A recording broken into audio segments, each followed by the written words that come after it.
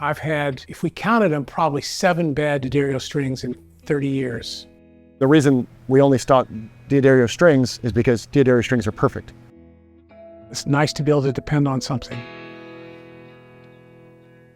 Hey everybody, this is John Bohlinger with Premier Guitar. So about 16, 17 years ago, I was on tour playing a big festival with Patty Loveless, who was a big country artist at the time. And she had hired this young guitar player named Jedd Hughes. And he was a kid. And I walked by soundcheck and hear this kid just killing it on a Telecaster plugged into a Vox. And I mean, an amazing player. And then he sang and it's like, oh my God, this kid is like the next Keith Urban. He's incredible. So since then, Jedd had a record deal. He's written a ton of songs and he's produced and played on a ton of albums. And we were lucky enough to catch him doing a local show in Nashville. So here he is with no further introduction, Jedd Hughes.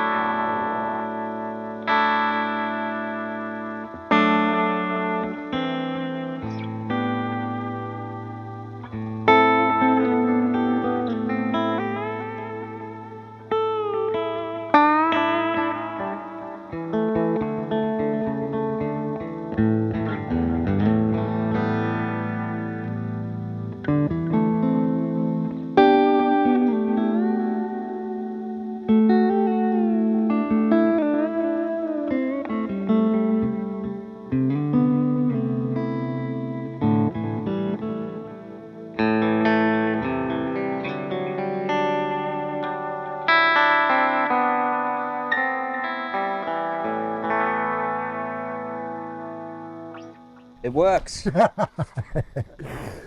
everybody, I'm John Bohlinger with Premier Guitar. I'm with Jedd Hughes. Jedd, hey man, so good to see you. Great to see you. First time I met you, I think it was probably 17 years, 16 years ago. You were like a kid, Yeah. playing with Patty Loveless. Oh yeah. I think with that amp, Yeah. maybe, or one like it. It would have been one like it. Yeah. Yeah, that's when I first got my first one. God, man, and Yeah. you were just this kid just tearing it up. I'm watching your sound check like, Oh man. who is this guy? Wow. Well, seems like a world away. Yeah. Yeah, right.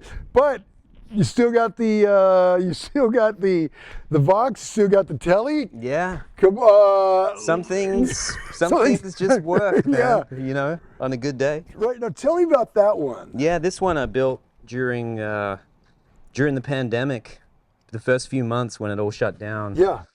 I bought a bunch of parts, and I've always been tweaking on guitars. Yeah. I mean, ever since I was a kid, I had a soldering iron and changing pickups and, you know, reading reviews in magazines and, ordering pickups from America. Sure. And, so I've always been kind of fooling around with this stuff. But this one I thought, and a lot of us, had to sell gear to kind of get through. We didn't know how long we were going to be out, Right. So I sold my 57 Telly, and I thought, well, I'll just make one out of parts that I know work and that are right, And so I bought this body. It's an MJT body off of eBay, and I got in touch with Ron Ellis, and he sent me some amazing pickups.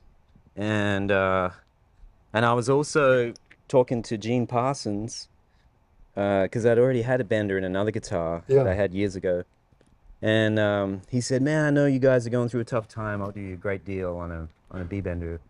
So it all sort of came together. And then I watched some videos on YouTube about shaping necks.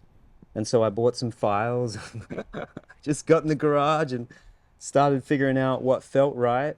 And did you make the neck?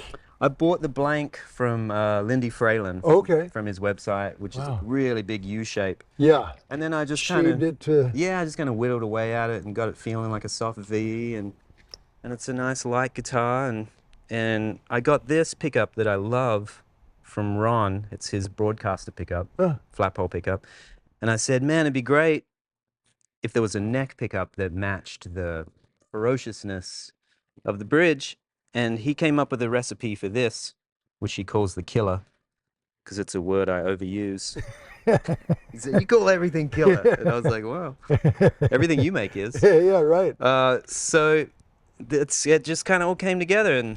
And then I built my son a little Esquire, like from one of those Stu Mac kits. Yeah. You know? So we spent the first few months working on guitars and painting his. We painted it Sonic Blue. And, God, that's great. yeah, it was really fun. So your self-made Partscaster replacing your 57. Yeah. Do you still miss the 57? I don't miss it, man. Yeah. I don't miss it. You know, Good for you, man. I got a lot of sweet memories with my boy Yeah. because of this. Yeah.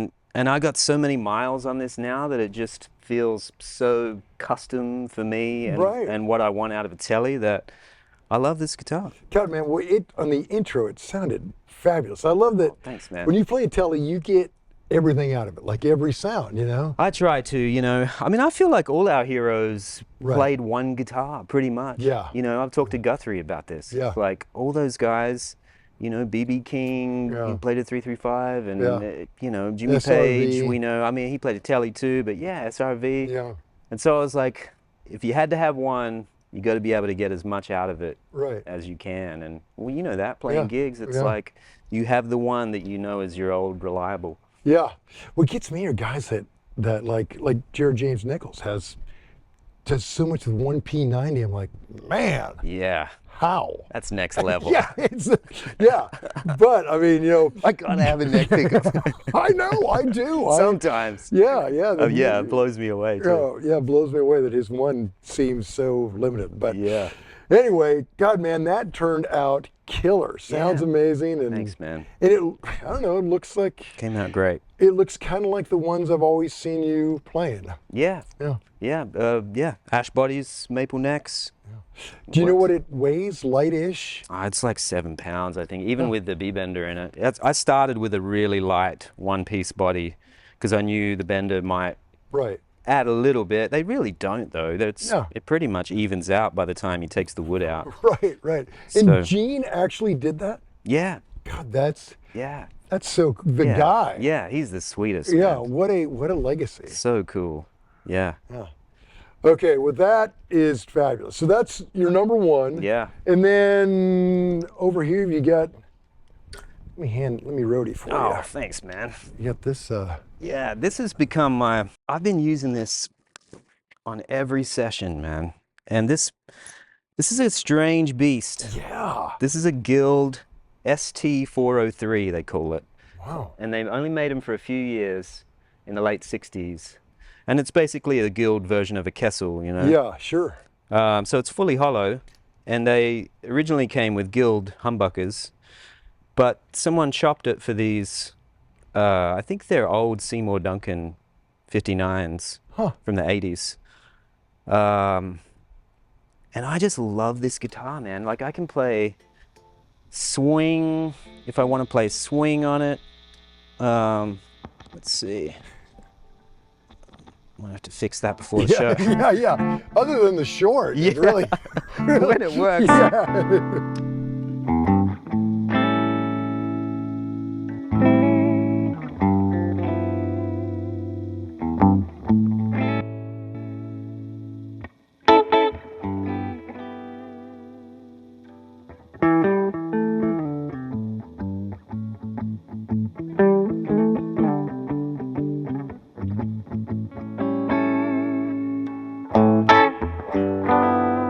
It's super balanced. The outputs are balanced really nice.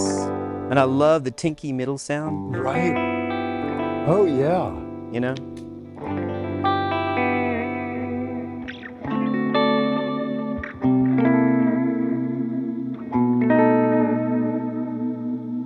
Oh, man. It's got a voice, you know? Yeah, and I just love they really went with it. You know, I mean, the weird offset and this staircase kind of. I know. God, It's cool, right? it's so cool. And it looks like a spruce top. And Yeah. It's, I love the neck shapes of the Guilds too. They're always really comfortable. huh, You know, it's got the classic thing where it's peeling off, you know, the overlay, Yeah. which they all do. They all shrink and peel Yeah. off, and that'll be another project I'll have to get to Yeah. one of these days. But yeah, I've been using this a lot. Yeah, It's a really good rocker too, man. Like.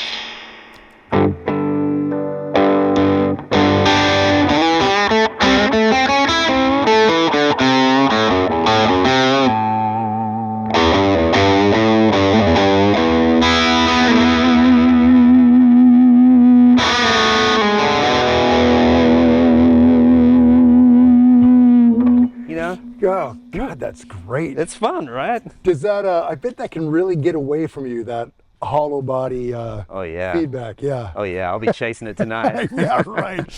Right, when you guys are in full flight, drums are rocking. Yeah, man, feedback's fun. Oh, yeah. Yeah, you bet. Yeah, I don't have to worry about that in the studio, but it's been a good alternative, humbucker alternative Yeah. to, you know, Gibsons, which I love, but I'm so used to the scale length Right. of the Fender that I often fight with those classic Gibson guitars, which I love the sound of.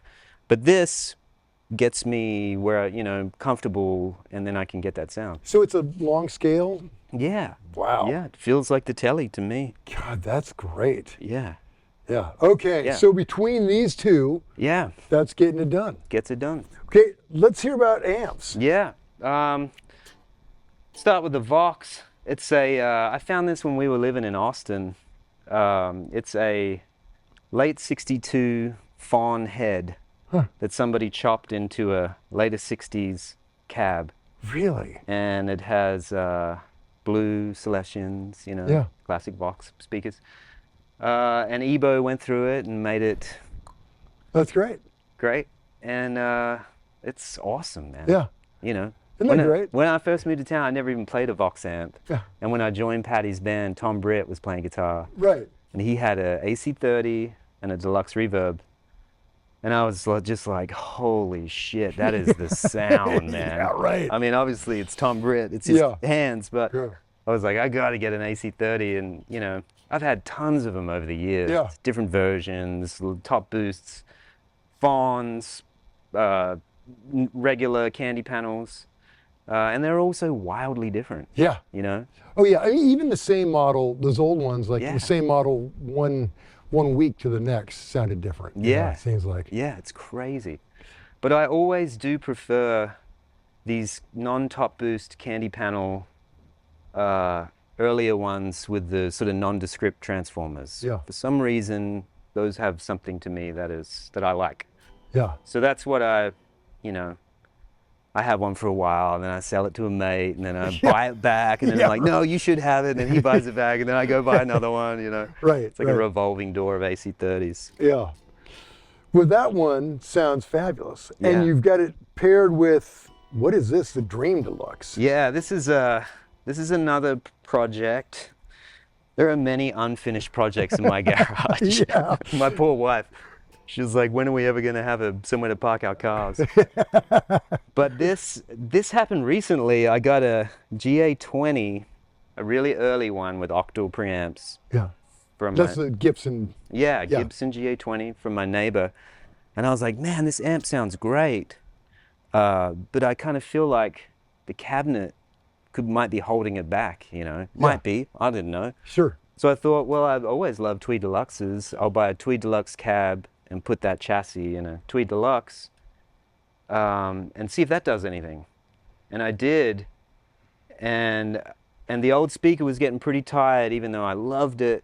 So I thought, well, if I'm going to make it giggable and recordable, you know, on a regular, you know, usage basis, then I should put a better speaker in it. So I put a G1265 Celestion in it, put it all together, bolted it up, painted it, had that little plaque made from some guy I found on Reverb. Oh, really? And I love it. Yeah, it sounds killer. So It's awesome, did man. it just pop, the Gibson just pop right in that cab? Did you have to do anything? By or? some strange miracle, God. it I bet you worked. were relieved when it actually went in. You're like, what do you know? Yeah, because it's always something when you're messing around, you know, modifying stuff. It's Oh, like yeah. things don't line up, and then you don't get back to it for 6 months. Yeah. that one worked out. I had to cut out a little bit of the cutout in the back, and that was it. And it's my main recording amp. God, that's great. I've been using it non-stop. It's killer. Huh. Is it, see, I found those old Gibson's amps not particularly loud, like not as loud as the Deluxe. Does this one keep up now that it's rehoused? Is it? Yeah, it roars pretty good, man. Like, we'll turn it up a bit so you can get a sense of how clean. Yeah. It's got a little hair on it. Yeah.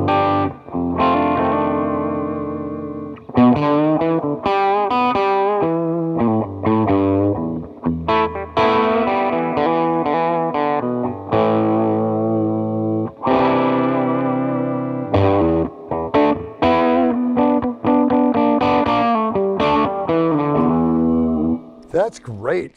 So when you're doing sessions, like how hot do you run it usually? I run it like right on the edge of breakup. Yeah. So I would run it like, here's what I would do. Whoa, I gotta fix that jack.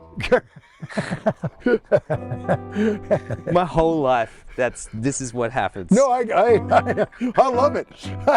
Very relatable moments. Yeah. Cars, children, guitars, Right. everything's just on the verge of falling apart.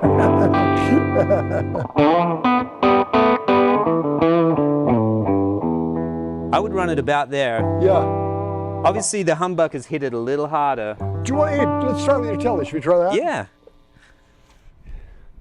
Get you more in the Yeah, thanks, man. familiar territory. Yeah.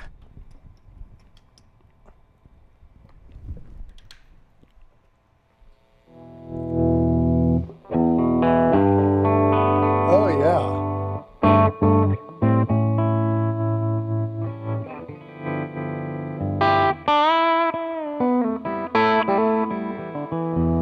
And I'm shaving in just a little low end too. So you can hear it there. Yeah. So it's got some Sure. beef. Oh, and it's like surprisingly loud. Yeah, it works on the gig. It's a good medium Yeah. volume amp, you know? Yeah. Okay. I like it to crunch just a little even when it's clean, you know what I Sure. mean? So you can hit it harder with your right hand. Oh yeah. Yeah. Well, and okay. Now, in the interest of science, let's go the other way. Yeah, Plug that guy in. Pull this guy out. yeah. Let's see what that does.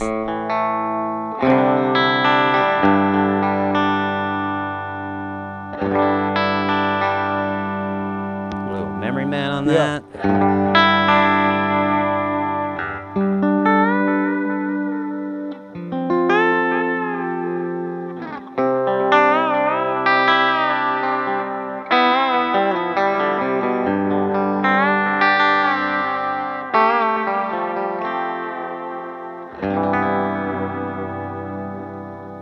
Oh, that's great. Yeah, so this has the honk that the other one doesn't have, Right. you know what I mean? Which was what I Yeah. learned from Tom Britt years ago, was Right. the other one makes up for what the other one doesn't have, you know what I mean? Right. So you get a wider sound. Are you running in true stereo, or are you?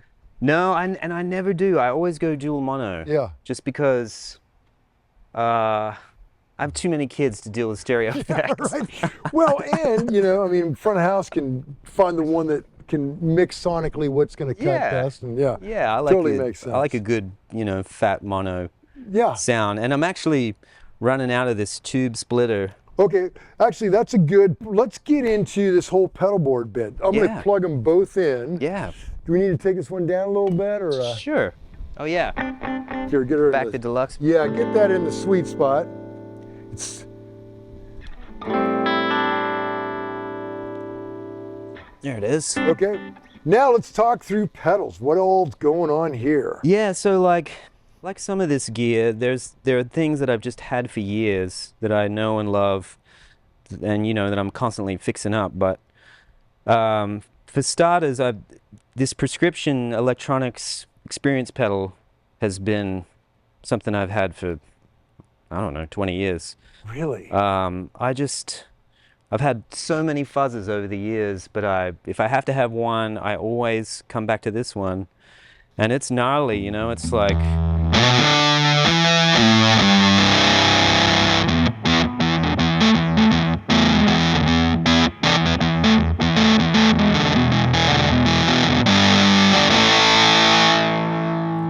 if I back it off.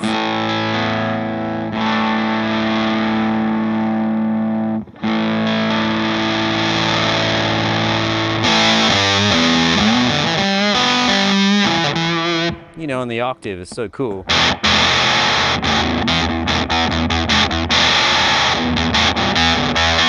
You know, it's like yelling at your neighbors. Oh yeah, yeah, yeah. Okay, that's very cool. Okay, Which sometimes you need, you know? Yeah, sure. Yeah, absolutely. So I go into that first, and then I've got a couple of overdrives. I've got an old Electra EQ Okay. that I like. It's interesting.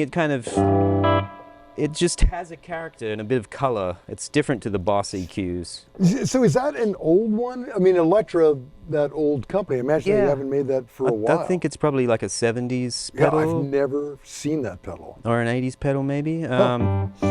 Yeah, so that's good. And I shave a little 100 out of there just if there's some mud, Yeah. you know. So is that where you generally run it? Just 100 down a bit and Yeah. mids up a tiny Mids bit? up just a hair. Yeah. Yeah. Is that kind of an on all the time pedal? It seems to end up that way. Yeah. Yeah. And engineers like it too when I'm clearing out mud for them because Sure. they're always high passing Yeah. before they even start mixing, you know. Right, they start there. I mean, I watch them. I'm like, well, yeah, I get it. Yeah, that's right. Before you even start, they're like, I know I'm gonna hate it. I'm just gonna shave it off now. And it's funny because when they turn the whole track on, Yeah. the guitar sounds so good, and Yeah. I get why Yeah. they're leaving that space for the bass and the kick drum, and you know, it makes sense. Oh. So then the EQ pushes the front of the gainster. Yeah, okay, what is that thing? Yeah, that's a pedal that Clark builds. I think they're making them again. They built them in the early 2000s. That is a big pedal. Yeah, and it's all amp parts. Oh, really? They're like full-size capacitors and resistors. Oh, well, let's hear that weirdo. So yeah, it's just cool. It's a really good first stage. You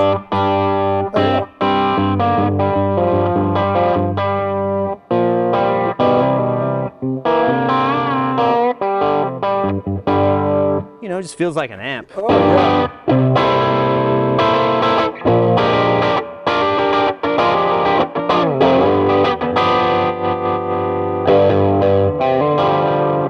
Yeah, that's great. So yeah, and it's really like elastic. Like it'll sound clean if I lighten up. Yeah. And if I bang it, it'll do its thing, you know. Okay, love that. Okay, so from that, when it's called Gainster. Gainster. Gainster, okay. Yeah. Oh, Gainster, okay. Yeah, it's like got a G-A-I-N, oh, okay. picture of a gangster. Got it. Pretty punny. Yeah. Pretty, okay, cool. Dad jokes forever. Right. And then that goes into the shadow box, which is a pedal I'm working on with XTS here, here in town. And I wanted a pedal that had high and low pass filters so I could take both sides, and then a mid control, like a very specifically tuned mid control to push in the middle. And then it's also got a gain.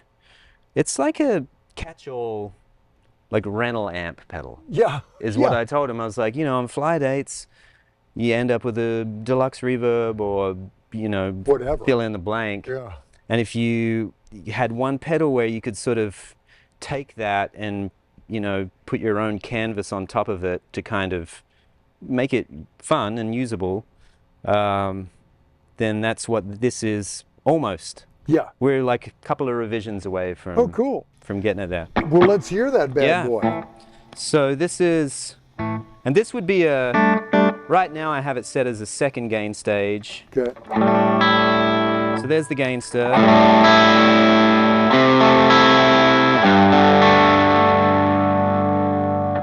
And here's what it can do, it's pretty cool. If I want to dump the low end, I can go really narrow. Like, I told him I wanted it to be able to do like AM radio, small speaker sound, you know.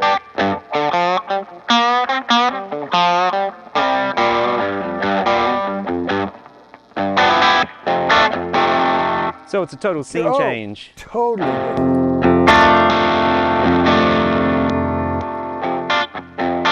So it's a studio tool, but it's also, you know, intended for being a pretty versatile. Right. You can put all that stuff back in, obviously. Yeah. So the filters are pretty radical with what they peel away on the low end and the high end. So yeah, it's getting there. So what's the process like with SCS? You told them what you wanted, they built it, you've been kind of beta testing it now, Yeah. and then you'll give them notes and they'll tweak. Yeah, I'll play around with it for a while and figure out what I like and what still needs to be worked on, and go back and Greg's got a breadboard of the components, Right. and we'll switch things out. Yeah. And we'll live with that for a while, and then you know, that's kind of the design process Right. with those guys. Those guys are great. They're They are awesome. so on it, man. Yeah, they're killer, man. I Yeah. mean, such good ears. Yeah, and that's so cool. What a great tool. Okay. Yeah. So out of the shadow box, what are we hitting now? Yeah, and then it hits the Southland, the Greer Amps Southland pedal, Okay. Let's hear what that which thing I really does. like.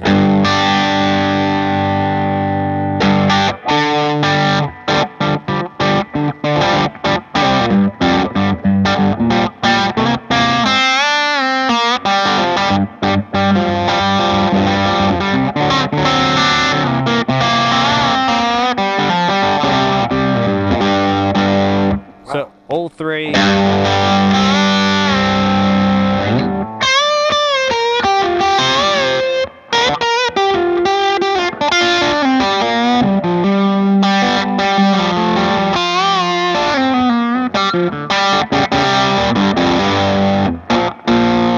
Oh, that's great.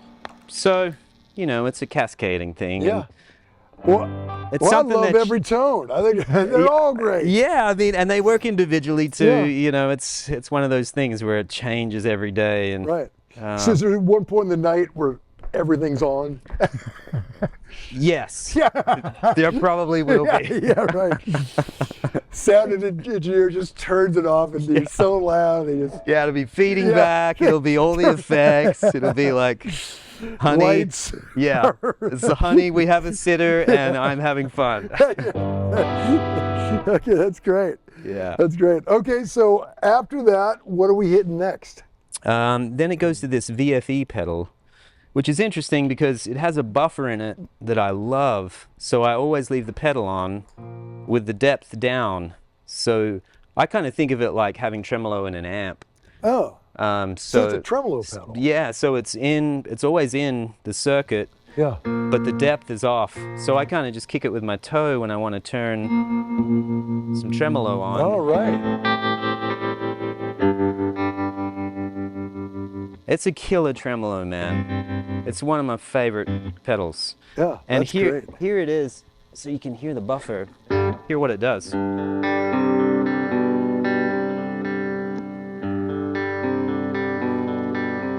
It's funny that something so seemingly inconsequential Yeah. makes a big difference. Yeah, and it's one of those things where accidentally one day I was like, oh, that's weird. This pedal sounds good, and it's not even doing anything. It's just on. You're right.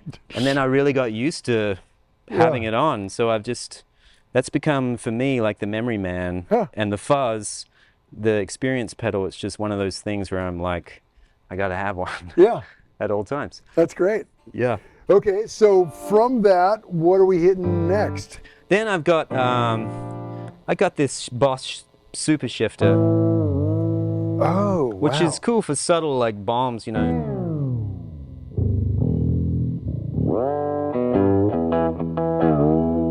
Oh, that's so cool. You know, it's like a whammy It's like pedal, a but banjo tuner, man. yeah.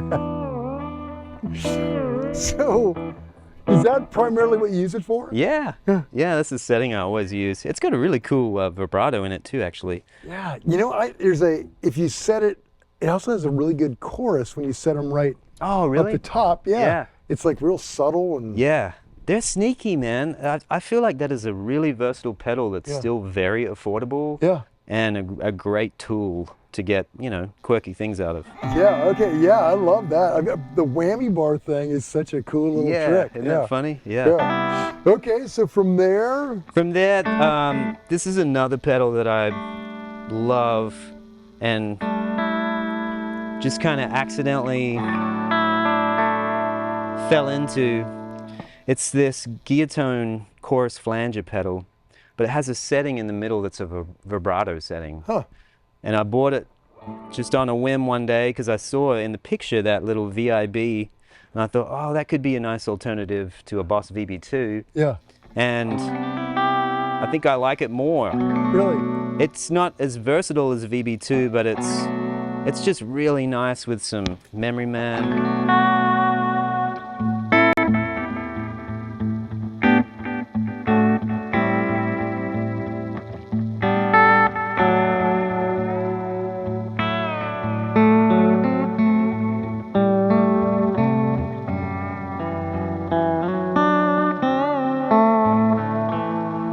You know what I mean? It's just sort of like drifting, floating around or something. Yeah, love it. Okay. And I have that on my acoustic board too, which we'll get to. Oh, cool. I have another one. And so I go from there into the Memory Man. I love that. How long have you had that Memory Man? I've had that, I bought it the first month I moved to Nashville. No kidding. From Nashville Used Music. God. And it was in a milk crate of broken pedals for $50. And I just looked at it and I was like, well, the reason it doesn't work is because the wire snapped off from the power, you know, the wall wart thing. Sure. And so I took it home and I fixed it and it worked. God. And it's been the one it's been the pedal I've probably owned the longest. And I love you were so adroit at like controlling it with your feet. With those big, as impractical as those huge pedals are, Yeah. you can Yeah. do it all with your feet. Yeah, totally. Yeah. Well, you can do it all with your feet. Well. I don't know if, yeah. Let's see if I follow my ass Yeah, tonight. right. So do you usually come in, I see like in the beginning you had the Memory Man with almost all the way down. Is that kind of is there like a main setting you use on it or? Yeah, like for ambient things, this is pretty close to what I would.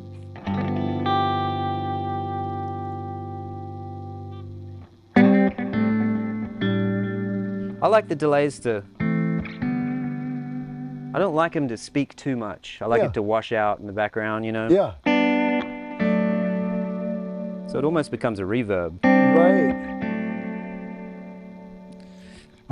So that's the main ambient setting, and then, you know, obviously they're great for slapback. Right. Turn the feedback down and turn it up a little bit. And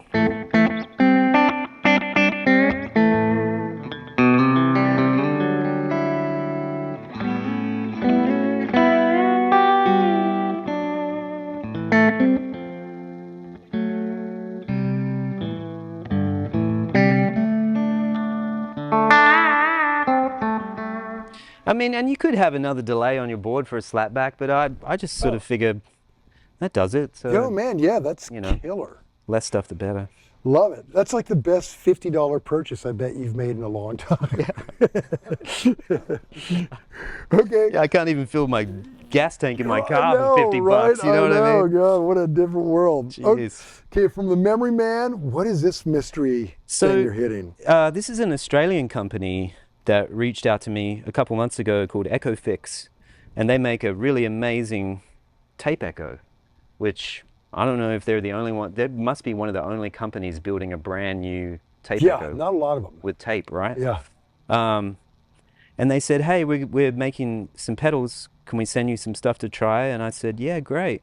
And so they sent me this spring reverb, and I really like it. Is that the verb we've been hearing? Yeah. Oh, yeah, great. I've got it set real subtle.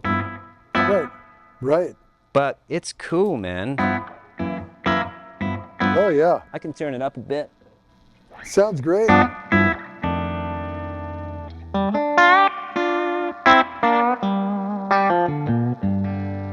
It never gets in the way, which is cool, and it's sort of there, but I'm not really that aware of it, which I like as well. Right. It's just sort of happening in the background. Yeah. Which is a good thing, and it also does this thing where you can love that. Yeah. kick it. Yeah. Which I love that kind of thing. I love that sound. Yeah. Yeah, I do. It's a very guitar player thing. Well, and it's like, it's alive. Yeah. You know what I mean? It's not some box of digital stuff. It's like, it'll blow up if you want it to. Right. Yeah, a good stage stomp, and that thing is going to make that sound. I like that kind of thing. Yeah, I do too. And so that runs into this tube splitter, Yeah, okay, vacuum tube splitter. What is that thing? This thing is basically a version of the Rycuda amp splitter. Oh, okay. So it's just a tube circuit inside of a box, and it's basically, I think of it like a master tone control. Oh, okay. So it's really cool, like with guitars with different outputs, different pickups, humbuckers, single coils, P90s, whatever. It's great on a gig because I can balance the output of those guitars really quickly on the fly and not have to worry about changing stuff on the amps. Yeah. You know what I mean? It's like it's like a master gain stage thing. And it's got a really killer tone control. It's just a beautifully designed piece of gear. It looks like it came off a Russian sub. Yeah. Right? Yeah, that's great. Maybe it did. Yeah, right. Part of it. Yeah, well, okay, well, that is a killer setup. Let's look at your acoustic rig. Right on. For me, a good acoustic guitar string really lets the instrument speak. I've been playing D'Addario strings pretty much since I first started to play. I don't have to worry about them dying after one show. I just like the way they sound. Okay, now we're in acoustic land. Tell me about this thing. Yeah, this is it's been my main road dog for a long time. Well, for 20 years, made in 2004. Wow. Yeah, this was made in Australia by a guy called Brian DeGruchy, who is a wonderful guitar builder and total Aussie character. Built me my first good guitar when I was 9 years old. No kidding. Yeah, which I've spent a couple years saving my pocket money, and we went to his house and, you know, sat down and he said, well, I got this one for $800, you know, you can have this. And it was cool. It was a cutaway, and Do you still have it? oh yeah. Oh, that's great. Yeah, it's at the house. What is it about Australia? There's so many great guitar players that come out of Australia. I mean, it's really amazing, right? Yeah, there are. Small population, and yet, God, man. I know, it's it's crazy, and a lot of them live here now, which is amazing. The guy I grew up idolizing, a couple of the guys, Stuart French lives here now, Mark Punch lives here now. I saw Tommy Emmanuel at Gruen's a couple months ago, and we played a bunch of guitars, and it's awesome. We got a whole little community. Yeah, it really is. And of course, Keith Urban kind of started the whole flood. Man. Yeah, exactly. God, that dude is amazing. Yeah, he's an animal. Yeah. Okay, so this, your first guitar builder, the guy that built it when you were a kid, you got this from him 20 years ago. Tell me, it looks very Martin-y, very I sent D-45-ish. Yeah, exactly. I sent him a. You remember when vintage guitar was like this big, the magazine? That's why I liked it. Yeah, me too. Yeah. I sent him. I tore out a page of an article on a D-45, and I sent it to him in the post. I said, hey, can you make me one of these, you know? God. And he said, okay, if I have to, you know. He was that kind of guy. Yeah. Really? That's what you want? All right. And a few months later, he called me and he had finished it, and it's a Brazilian rosewood D-45. Oh, man, that wood is just so beautiful on the sides. Wow. Yeah, it's awesome, man. Yeah. Yeah, I've really gotten used to Brazilian rosewood guitars, you know. I know a lot of people are like, well, yeah, Brazilian, it's the most expensive, and I get it, but it's just what I'm so used to playing, so I try to, you know, it's an expensive habit to have. Yeah, right. Finding Brazilian guitars, but I'm just so used to the sensitivity of it and the dynamic range of Brazilian, and they're so strange. They're like cars, like they warm up after a while, like after about half an hour of playing, it'll just open up. Really? Yeah, it's crazy, man. Wow, man. Yeah. You know what? I always see Brian Sutton on sessions in there playing like a madman at least 15, 20 minutes before we start going. And it's because he's got his herringbone out, and I think he's like cranking the motor on it, you know. Wow. Getting it going. God. I think. Yeah. I could be totally full of shit, you know, which a lot of the time I am. Yeah. Well, that's great. Okay, so what pickup are you running in it? So I've been using these K&K pickups for years, which don't really, for me, work in a band. Yeah. setting, but when I'm playing solo acoustic, like my first set tonight, you know, it's just like, sounds like you're in the room. Right. Oh yeah. I don't feel any disconnection between the acousticness of the instrument. Right. Okay, I know you got a couple of acoustics, but let's keep this on and talk about your pedal board right quick. Yeah. So what are you running into here? So I'm running these in line, actually. Like these Grace Felix boxes have an effects loop in them, but I'm just running in line. I have the UA Golden reverb. Oh, those are great, right? They're awesome, man. You know, it's just real subtle, not too much.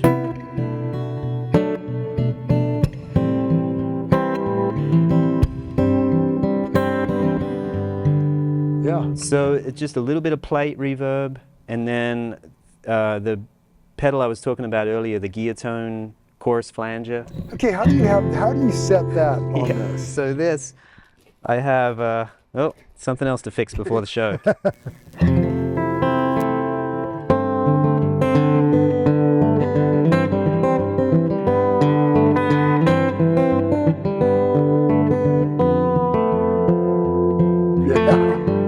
Subtle, but it's, you know, It's just cool. You know, after 7 or 8 songs acoustic, it's nice just to have something subtle to change the scene for a minute, you know? Yeah, got you. And it works great for that. Yeah.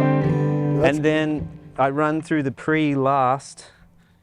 I love these Grace boxes, man. They're like ultimo acoustic pre, in my opinion. Yeah.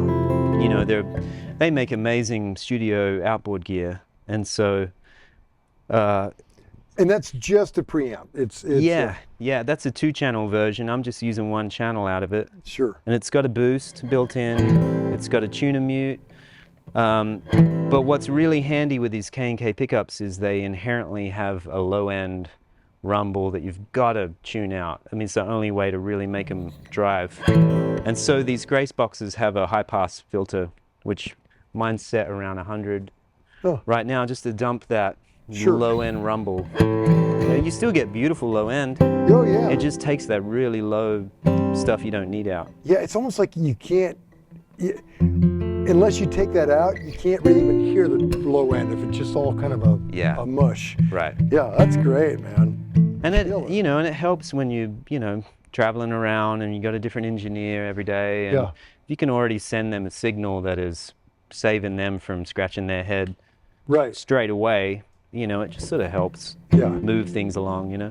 Yeah, and, you know, the front house is not, here the front house is amazing. Yes. But a lot of venues, it's luck of the draw. Yeah, yeah. Some guy's still some guy looking at his hungover. phone, he doesn't care.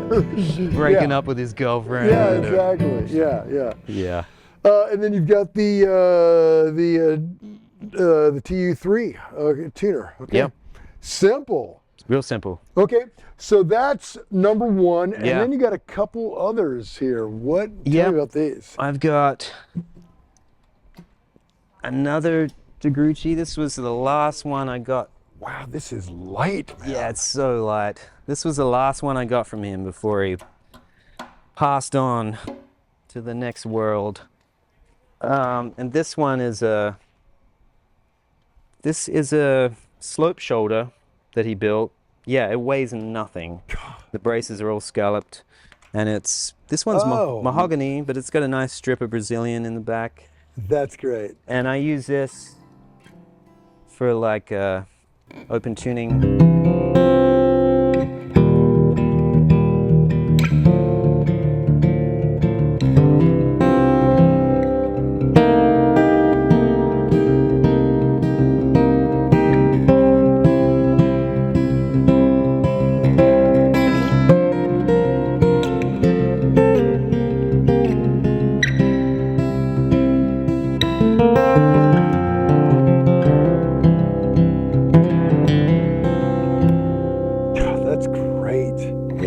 What tune are you in right now?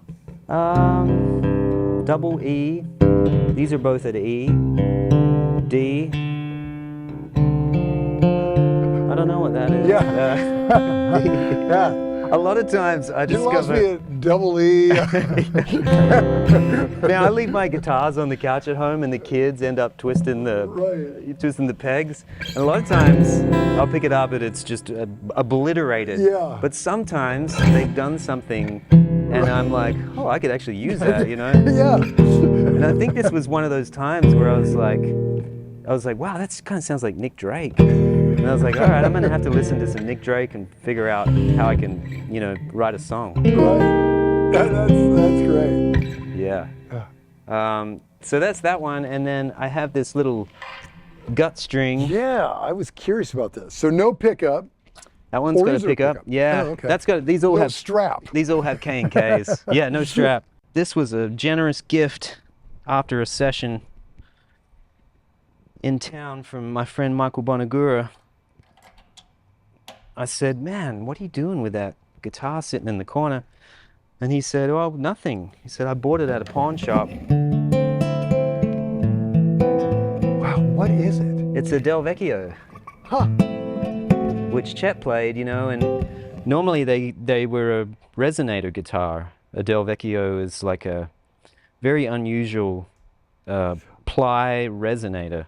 Huh, I've heard the name, but I can't remember ever seeing one. Yeah.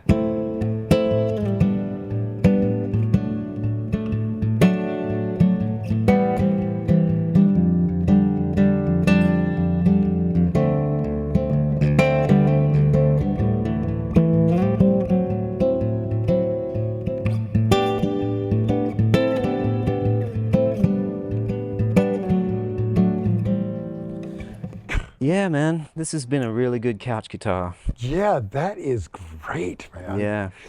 Well, I tell you, you kind of got everything covered. It's honestly too much to think about. Yeah, right. But I just try to embrace it, and you No, know. that's okay. So this is a gig in town, but when you're doing sessions, do you haul basically the same kind of setup? If Some of it, yeah. yeah. The GA20 has been coming with me on all the sessions, and the white telly goes everywhere with me, Yeah. and so does the Guild now, and so does that main acoustic. Yeah, and the pedal board, you know, I've had like A rigs and B rigs, and Yeah. but honestly, because I settled on a few of these effects, I'm like, man, I just need one, Right. and I'll just take it with me everywhere. And so it is pretty much when I show up Yeah. to make noise, it's this stuff. Yeah, that's great. Well, Jedd, hey man, great hearing you play. You're Thanks, just really man. inspiring. Oh, I and appreciate it, So man. good to see you again, Great man. to see you too, John. Okay, y'all. Till next time. The Dario, wow, it seems like your engineers are always figuring out new alloys and new types of strings. It's a company that folds in environmentalism and recycled packaging, and all of that feels good, but the bottom line, the strings are great.